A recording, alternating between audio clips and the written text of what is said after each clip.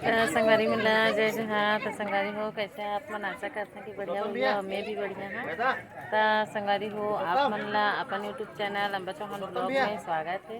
तो संगवारी हो आज हम आए हैं गायत्री माता के सत्संग में। तो चला संगवारी हो मैं दिखा था आप मन ला सत्संग कैसे होते तेला तो बने रहा ब्लॉग में।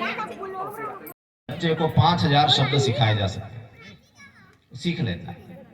तो जो गर्भ काल है उसमें बच्चे को आप जैसा चाहें वैसा सिखा सकते हैं। तो बड़ा महत्वपूर्ण समय है। 3 महीने के बाद पुंसवन संस्कार होता है। उसमें बताया जाता है माता पिता को और घर के लोगों को कि अब आप ध्यान रखना, ये बच्चा सब कुछ देख रहा है, सीख रहा है, तो अब आप अपने घर की गतिविधियां, अपना आचरण, व्यवहार, वाणी कैसी रखें, और आप उन चीजों को पढ़िए और देखिए जो आप अपने बच्चे को सिखाना चाहते हैं। गर्भ काल से सीखने लगता है। तो गर्भ काल के 3 महीने से जन्म लेने के 3 वर्ष तक जो जो बातें बच्चा सीख जाता है वो कभी नहीं भूलता। वो उसके चरित्र का आधार बनेगी, वो उसके व्यवहार का आधार, उसी के आधार पे उसका आगे चल के व्यवहार बनेगा। इसलिए गर्भ काल के 3 महीने से जन्म लेने के 3 वर्ष तक के बच्चे को बहुत ध्यान देना चाहिए। और हम उस बच्चे को इग्नोर करते हैं, अरे इसको क्या पता है, इसको पता नहीं, सब उसको पता है। छोटे छोटे बच्चे जो हैं, जैसे अभी यज्ञशाला में छोटे छोटे बच्चे आए हैं, दौड़ रहे हैं, घूम रहे हैं, मस्ती कर रहे हैं, ठीक है, उनका अवचेतन मन उन तरंगों को पकड़ रहा है। यदि नियमित रूप से बच्चे सत्संग में जाए, नियमित रूप से बच्चे यज्ञशाला में जाए, नियमित रूप से ये अच्छी बातें सुने, तो क्या होगा, वो बातें इनके जीवन में स्थायी रूप से बन जाएगी। फिर बाकी चीजें ऊपर ऊपर बनती। तो ये पुंसवन संस्कार होता है।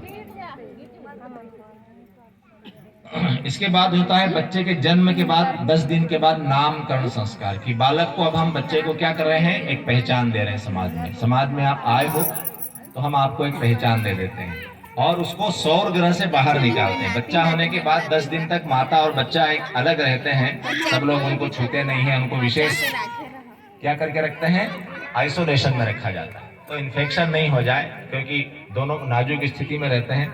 10 दिन के बाद उनको निकालते हैं, फिर बच्चे को सूर्य दिखाते हैं, धरती माता को समर्पित करते हैं। देखो दुनिया कितनी बड़ी है। एक वो माँ है जिसने जन्म दिया, दूसरी माँ जो आपका पालन पोषण करेगी, धरती माता है। फिर जितने भी घर के लोग होते हैं, सबकी गोद में बच्चा जाता है, सबका प्रेम प्यार बच्चे को मिले।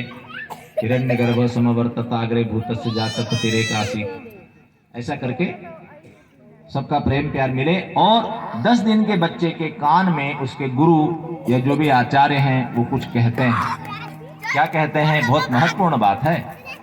जो बात जीवन भर हमको समझ में नहीं आती, वो हम 10 दिन के बच्चे को उसी समय से कह देते हैं। क्या बोलते हैं, शुद्धोसी बुद्धोसी निरंजनोसी, संसार माया परिवर्जितोसी, संसार माया त्यज मोह निंद्रा, त्वाम सद्गुरु शिक्षयति सूत्रम। क्या बोलते हैं, तुम शुद्ध हो, तुम बुद्ध हो, तुम निरंजन हो। क्या हो, तुम्हारा स्वरूप क्या है, तुम शुद्ध जीवात्मा, शुद्ध आत्मा हो, तुम सच्चिदानंद आत्मा।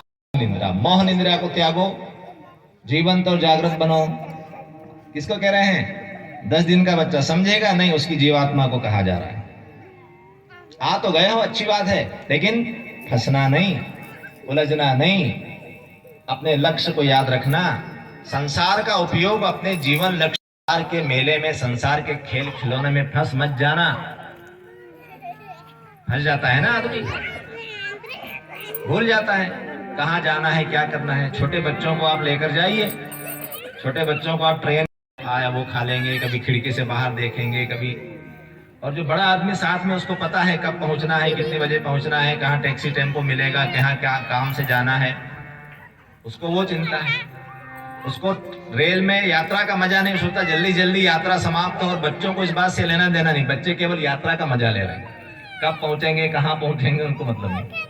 तो दुनिया में इसी तरह से 2 तरह के लोग होते हैं कि वो दुनिया के खेल खिलौने में ही मजे लेते हैं, उनको पता नहीं कि कहाँ जाना है, क्या करना है, पहुंचेंगे कहाँ, जीवन का क्या आउटपुट निकालना, इससे कोई मतलब नहीं। बस वो लगे रहते हैं, बस मौज मस्ती में लगे रहते हैं, रोते रहते हैं, हंसते रहते हैं, लगे रहते हैं।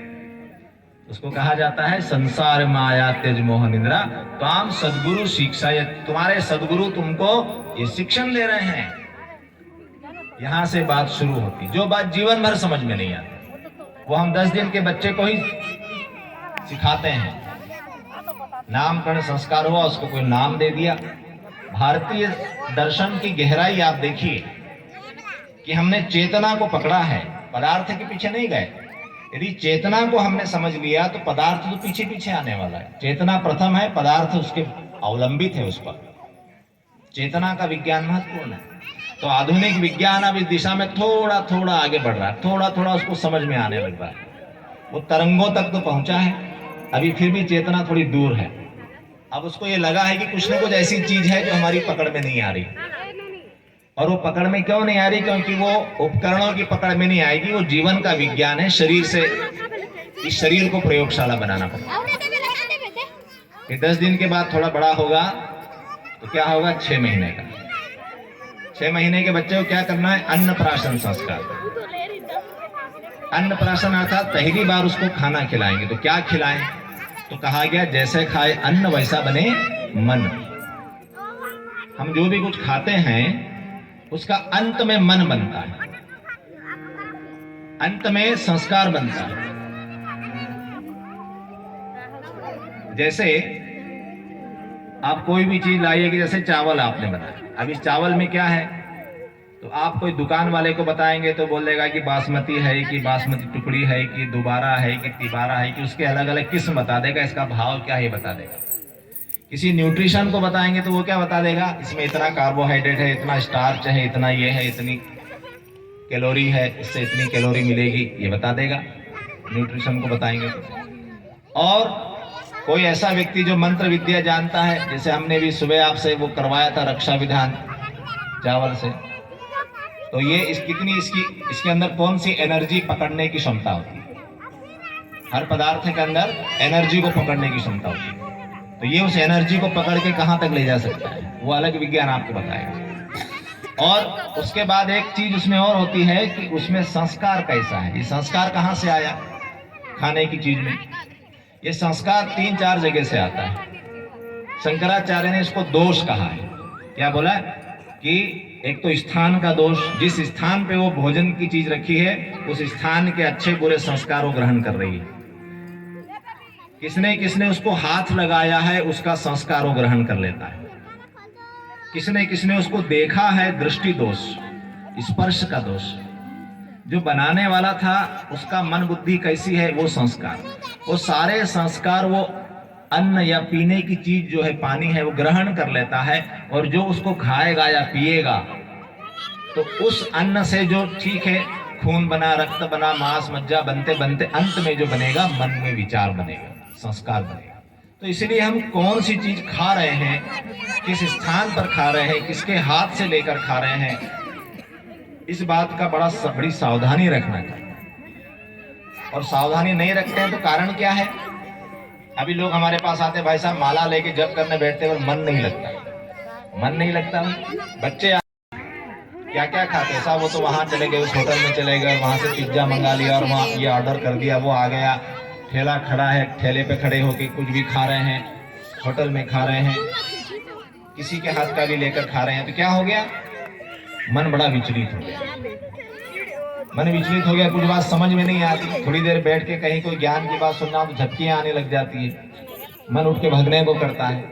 जैसे आप में से बहुत से लोगों का मन ऐसा करता है कि बहुत हो गया, क्या बात है, मन टिकता नहीं। तो क्या करना पड़ेगा?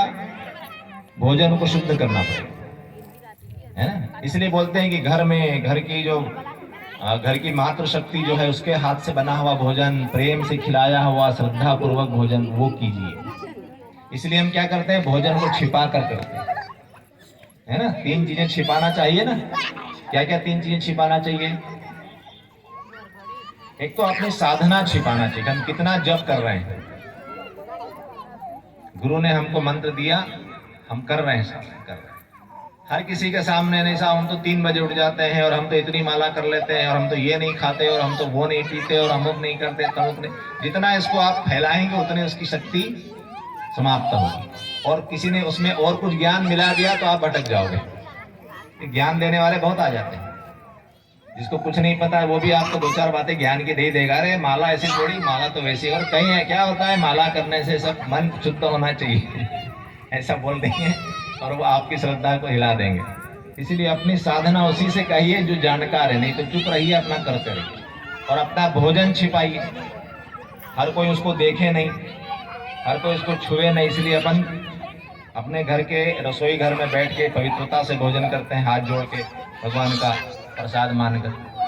और तीसरा क्या छिपाते हैं, धन छिपाते हैं ना। घर में कितना पैसा है ऐसा बताते हैं कि हम सबको, देखो मेरी पासबुक में इतना जमा है, इसके अकाउंट में इतना जमा है, मेरे घर में इतना सोना। तो संगवारी हो, आज के ब्लॉग हमारा आप मन कैसे लगी इसके कमेंट करके ज़रूर बता। और माँ गायत्री आप मन के जीवन में हमेशा सुख शांति बनाए रखे, यही प्रार्थना है मोर। तो संगवारी हो, बने रही है ब्लॉग में हमेशा। तो जय जवाहर।